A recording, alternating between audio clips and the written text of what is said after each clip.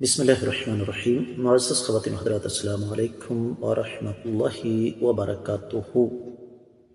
یہ بات میں اور آپ اچھی طرح جانتے ہیں کہ ہر دور میں متمول طبقے کی اکثریت، جن کے پاس چار پیسے ہیں، مال و دولت کی فراوانی ہے، انہوں نے ہر دور میں دین اور اہل دین کا مذاق اڑایا، ان پر بے بنیاد اعتراضات اٹھائے، اور اصل مقصد ان کا یہی ہوتا ہے کہ ہماری چودراہٹ قائم رہے، ہم جو کچھ کر رہے ہیں اسے کوئی بھی پوچھنے والا نہ ہو کہ تم کیا کر رہے ہو۔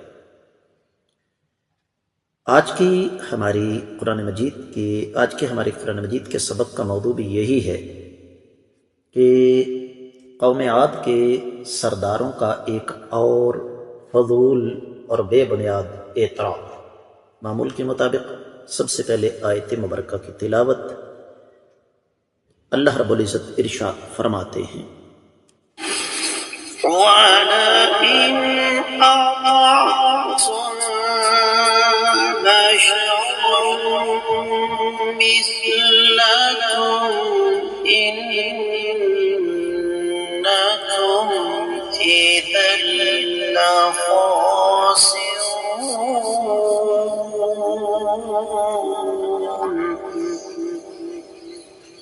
وَلَئِنْ أَطَعْتُمْ بَشَرًا مِثْلَكُمْ إِنَّكُمْ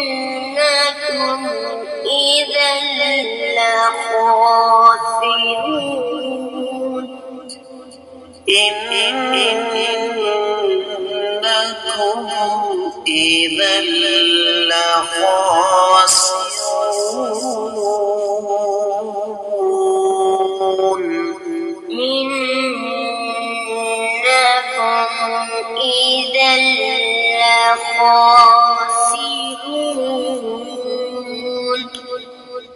معزز خواتین حضرات، اللہ رب العزت کی پاکیزہ کتاب قرآن مجید 18واں پارہ سورہ مبارکہ کا نام ہے المؤمنون، اور اس سورہ مبارکہ کی آیت مبارکہ ہے 34۔ رب کائنات فرماتے ہیں، ان ظالموں نے یہ کہا کہ وَلَئِن، اور اگر اطعتم، تم نے بات مان لی، بشراً، کسی آدمی کی، انسان کی، مثلکم، جو تمہارے جیسا ہی ہے، انکم، تو پھر تم، اذن، اس حالت میں، لخاسرون، یقیناً گھاٹے میں جاؤ گے۔ با محاورہ ترجمہ، اور بلا شبہ اگر تم نے اپنے جیسے ایک انسان کا کہنا مان لیا تو تم اس وقت ضرور خسارہ اٹھانے والوں میں سے ہو جاؤ گے۔ امام ابن کثیر رحمۃ اللہ علیہ نے اس حوالے سے کچھ بھی نہیں کہا۔ اس کی وجہ یہ ہے کہ دونوں آیات مبارکات کا سیاق و سباق، دونوں آیات مبارکات کا موضوع ایک ہے۔ دیگر کتب تفسیر کا اگر رخ ہم کریں تو اہل علم نے اس پر جو کچھ بیان کیا اس کا خلاصہ امام ابن جریر، امام قرطبی اور اسی طریقے سے امام رسعانی وغیرہ یہ فرماتے ہیں کہ انکم اذن لمغبونون حظوظکم من الشرف والرفعۃ فی الدنیا باتباعکم ایاہ۔ آپ یہ دیکھیں کہ بالکل وہی انداز جو آج ہمارے ہاں جس آدمی کے پاس چار پیسے آ جاتے ہیں، اسی کا طریقہ کار سیدنا ہود علیہ السلام کی قوم نے بھی اختیار کیا کہ اگر تم نے اپنے جیسے کسی آدمی کی بات کو مان لیا اور تم نے اس کو رسول مانا، اس کی پیروی شروع کر دی، تو تم سے بڑا بے وقوف کون ہے؟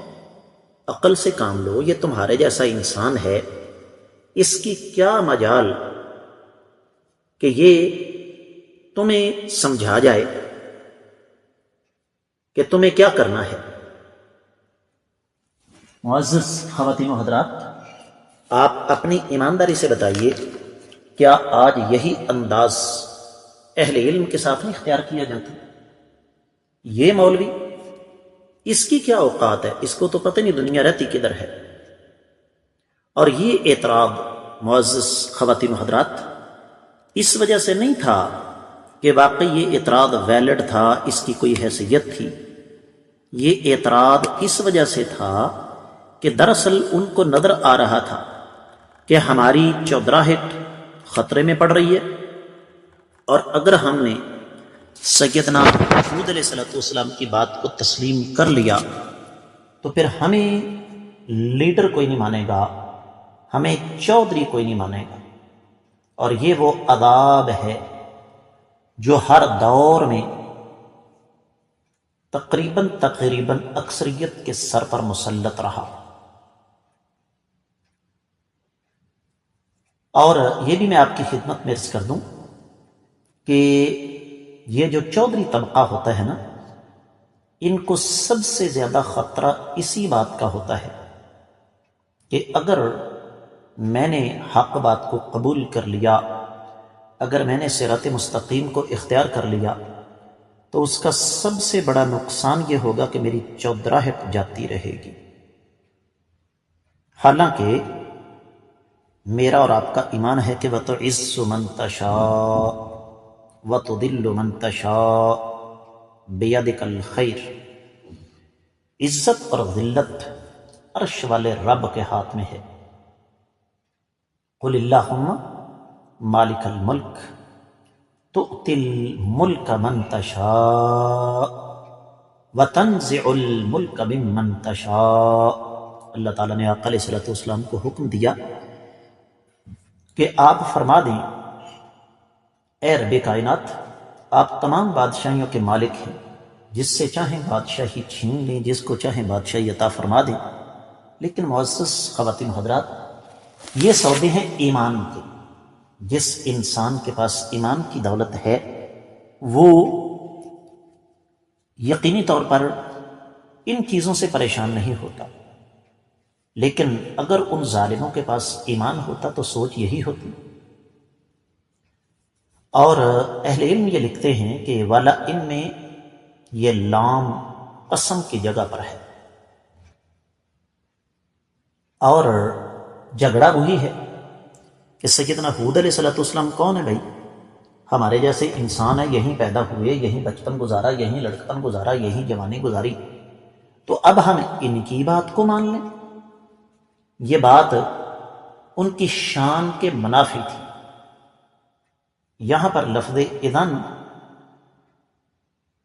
اہل علم نے یہ لکھا ہے کہ یہ شرطیہ ہے، اس کا جملہ حذف ہو چکا ہے، عام آدمی کے اوپر سے یہ بات گزر جائے گی، لیکن میں عربی ادب کے ساتھ دلچسپی رکھنے والوں کے لیے، گرامر کے ساتھ دلچسپی رکھنے والوں کے لیے عرض کر رہا ہوں۔ تو معنی اصل میں یہ ہے کہ تم اگر اپنے جیسے انسان کی بات مانو گے تو تمہارے لیے تو صرف اور صرف خسارہ ہی خسارہ ہے۔ معزز خواتین حضرات، اس سے ہمیں ایک اور بات بھی سمجھ میں آ جاتی ہے، اور وہ یہ کہ انسان کس قدر احمق اور کس قدر بے وقوف ہے کہ محض اس لیے کہ دنیاوی طور پر کہیں میری چودراہٹ نہ چھن جائے، یہ حق بات کو جھٹلا دیتا ہے۔ اور یہ سوچ اور یہ فکر آج بھی بہت سارے ان لوگوں کے اندر بھی موجود ہے جو اپنی نسبت دین کی طرف کرتے ہیں، ورنہ جو لوگ متقی ہیں، اللہ تعالیٰ سے ڈرنے والے ہیں، ان کو اس بات سے غرض ہی نہیں۔ آپ کائنات کے امام صلی اللہ علیہ وسلم کا دور دیکھیں، صحابہ کرام کے پاس کیا کچھ نہیں تھا، لیکن اللہ کی رضا کی خاطر ہر چیز کو جوتے کی نوک پر رکھا۔